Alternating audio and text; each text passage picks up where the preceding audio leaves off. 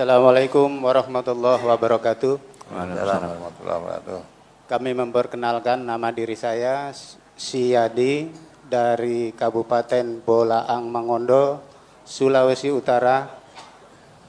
Kota provinsinya adalah Manado. Bolaang Mangondo ya? Iya Pak Ustadz. Bolaang. Kami Ya. akan menyampaikan pertanyaan, ada 2 pertanyaan Pak Ustadz. Namun yang pertama kami menyampaikan ucapan terima kasih. Kami sudah 5 hari, 5 malam di gedung MTA Pusat Solo. Inilah keadaannya dan saya sudah bercita-cita memang dari tahun 2009 sejak mendengar radio Huda FM Bolaang Mangondo. Dan alhamdulillah sudah setahun lebih kami salah satu pengurus sebagai binaan di sana setiap Ahad sore setelah sholat asar sampai maghrib. Alhamdulillah. Persyukuran saya yang kedua, selama 5 hari kami tidak merasa asing di tempat ini karena saya dijemput, dirawat dan diberi apa yang ada di sini. Akhirnya saya senang, tidak seperti orang asing di sini. Walaupun aslinya saya memang orang Jawa Timur, Kabupaten Mojokerto, Kecamatan Ngoro Industri. Tetapi kehidupan saya ini sudah 34 tahun di daerah Sulawesi Utara. Oleh karena itu, kalimat-kalimat kami kalau tidak seperti bahasa Jawa lagi, mohon dimaafkan. Pertanyaan kami yang pertama, bagaimana dengan peringatan Maulid, Isra Mi'raj, Nuzulul Quran dan lain-lain yang tujuannya ialah napak tilas kehidupan Rasulullah Shallallahu Alaihi Wasallam untuk mencontoh sunnah cinta kepada Allah dan Rasulnya. Sementara ini tidak pernah dilakukan Rasulullah dan para sahabat. Pertanyaannya, bagaimanakah mencintai Rasul Shallallahu Alaihi Wasallam sementara sejarahnya kita tidak mengetahuinya? Mohon solusinya Pak Ustadz. Yang kedua, ini bunyi hadis yang maknanya kalau kurang sempurna nanti Pak Ustadz jabarkan lagi. Yang bunyinya demikian: 2 orang anak Adam yang saling berpegang tangan atau bersalaman, dan kedua orang ini saling mohon maaf, memaafkan. Sebelum kedua tangan ini dilepas, Allah menggugurkan semua dosa-dosanya kedua orang ini. Sampai titik di situ Pak Ustadz. Kemudian hadis lain mengatakan bersalaman atau bersentuhan yang bukan mahramnya dosa besar. Sementara para ustadz yang sering-sering saya dengar di wilayah kami, bahkan salah seorang ustadz yang terkenal di wilayah kami, sering-sering membaca hadis yang pertama tadi. Padahal masih ada koma tetapi dianggap titik. Padahal komanya itu menurut kami kecuali di luar mahram, berarti seorang laki-laki dan perempuan yang bukan mahramnya itu dosa besar. Cuma sayang 1000 sayang yang sering saya dengar, kenapa selalu dititikkan di situ. Jadi ini mohon solusinya Pak Ustadz, apakah penyampaian itu ustadznya itu dosa sekalian yang mendengar? Karena terjadi selesai acara misalnya takziah atau ceramah-ceramah yang lainnya, yang terjadi salaman ya sembarangan, laki perempuan, bahkan sekarang lebih hebat, cipiki, cipika, ya cium kiri, pipi kiri dan cium pipi kanan, berpelukan, padahal itu bukan mahramnya. Ini yang Pak Ustadz mohon pencerahan. Ya. Terima kasih sekali lagi. Assalamualaikum warahmatullahi wabarakatuh. Waalaikumsalam warahmatullahi wabarakatuh.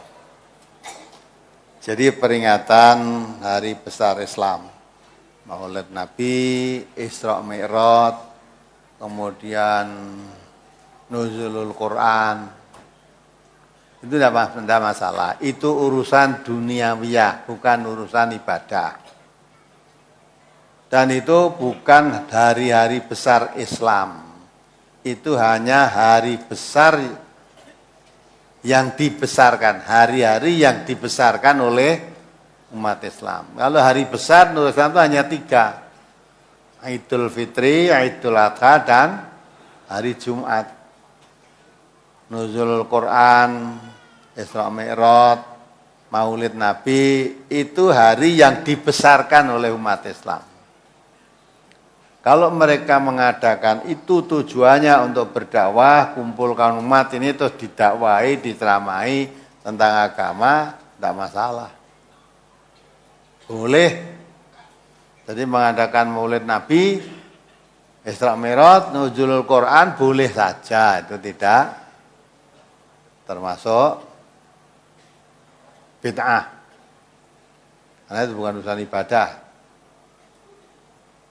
Nah, bagaimana bisa mengerti untuk mencintai Nabi kalau kita tidak tahu perilaku perjalanan hidup Nabi? Mulai belajar. Ngaji biar tahu. Kalau untuk tahu ceritanya, untuk tahu riwayat Nabi hanya diceritakan pada Maulid Nabi,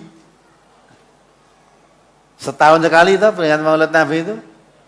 Dan Maulid Nabi itu biasanya diceritakan Nabi Muhammad dilahirkan pada hari apa? Senin. Disebut tahun apa? Gajah. Karena apa? Karena apa disebut tahun gajah? Nah, karena pada hari itu kelahiran Nabi itu bersamaan tentara Abraha yang bersekendaraan gajah ingin menghancurkan wis rampung toh. Ditane Nabi ya sing ngono kuwi rampung.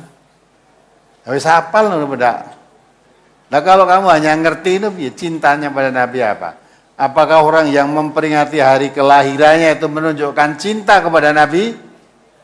Nah, orang yang mencintai Nabi itu yang mengikuti ajarannya. Orang yang apa yang diajarkan Nabi diikuti, diamalkan, itu yang mencintai Nabi. Maka masuk orang yang mencintai Allah itu mengikuti ajaran Nabi. Ya, qul in kuntum tuhibbuna Allah fattabi'uni. Katakan Muhammad, kalau kamu cinta pada Allah, ikuti aku. Aku di sini aku Nabi.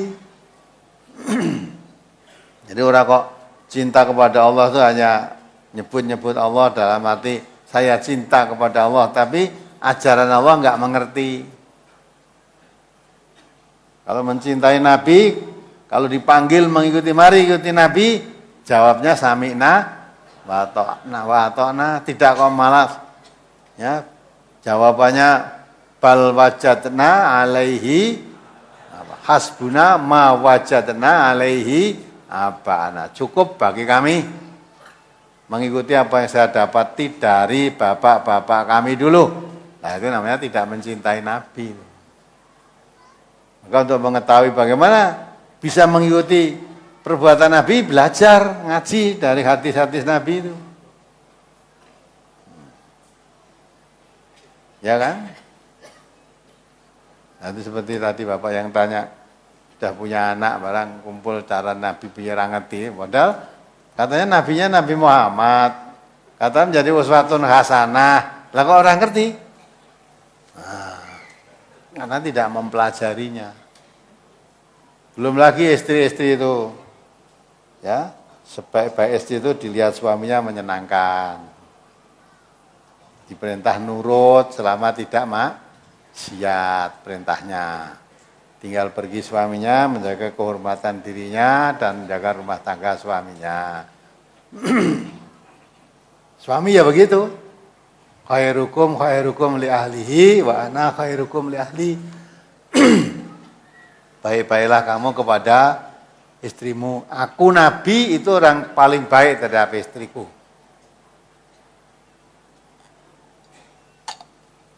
Kalau mencintai Nabi berarti bagi suami harus paling berbuat baik, kasih sayang pada istrinya itu kalau mencontoh Nabi dan mencintai Nabi. Jangan malah Jak omongan karo bojone wegah, omong karo tanggane nyanyi. Lah wis ya. Ngomong karo bojone kaya telepon. Wis ya, Bu. Engko selak di ndak rekenenge muda. Ini nek karo telepon karo bukan istrinya jam-jaman. Nanti bojone turuwe direwangi telepon karo. Nah, itu bukan cara Nabi. Mengingkari pada Nabi. Itu ya cara mencintai Nabi seperti tadi. Salaman. Ya. Bersalaman laki perempuan yang bukan mahram itu hukumannya masih lebih berat daripada orang yang ditusuk dengan jarum besi di kepalanya. Orang ditusuk jarum besi di kepalanya itu lebih ringan daripada hukuman orang yang bersentuhan laki perempuan yang bukan mahram. Gitu. Kalau hadis salaman tadi betul, dua orang laki-laki, dua orang muslim yang berjabat tangan dengan saling memaafkan, maka gugurlah dosa-dosanya seperti daun yang gugur dari tangkainya. Ya, artinya gil-gil kada salaman ini hilang. Wis nek kemarin rada anyel rada ya dendam sudah salaman assalamualaikum waalaikumsalam saling memaafkan dah selesai. Udah mau coba salaman dicek dendam. Kalau laki perempuan sama perempuan gitu loh. Laki perempuan yang bukan mahram dosanya besar. Nah, sekarang zaman ini sekarang tidaknya salaman, salam pipi. Iya sekarang itu zaman modern. Nek urung wani jabat pipi kuwi sik ketinggalan zaman. Zaman modern itu manusia sudah meninggalkan alam kemanusiaannya, sudah ikuti alam binatang, zaman kebebasan. Kebebasan ya toh? Binatang betina itu mau hamil nggak perlu nikah. Ya kan? Nah, manusia-manusia sekarang wanita-wanita hamil belum nikah, ada apa enggak? Nah, itu dalam binatang itu. Kalau alam manusia tidak seperti itu. Ya, mudah-mudahan bisa diambil pelajaran semua. Ini masih ada pertanyaan satu lewat internet dari Abu Dhabi. Abu Dhabi ini tuh. Ya. Arab sana ya, dari Abu Dhabi.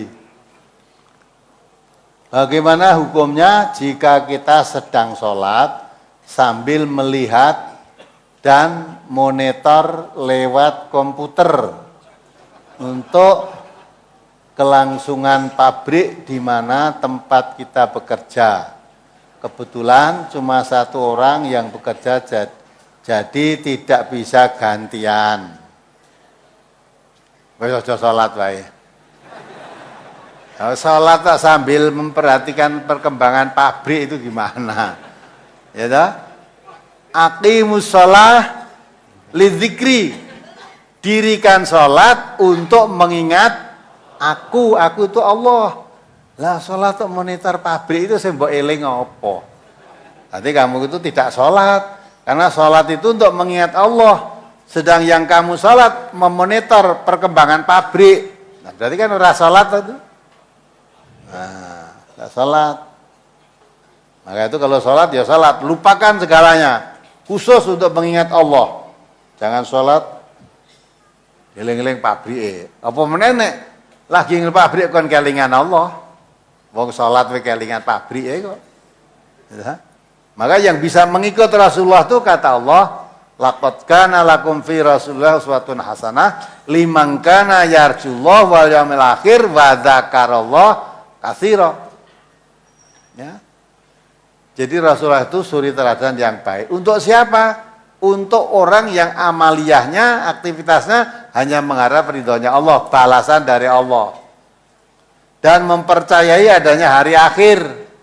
Dan dia banyak mengingat Allah. Wa dzakarallah katsira, banyak mengingat Allah. Kalau ini yang banyak mengingat pabrik sampai sholat saja pabriknya di situ, bagaimana dia bisa mencontoh Rasulullah? Nah, tidak mungkin. Gitu. Maka sholat yang semacam itu tidak podo karo tidak sholat gitu.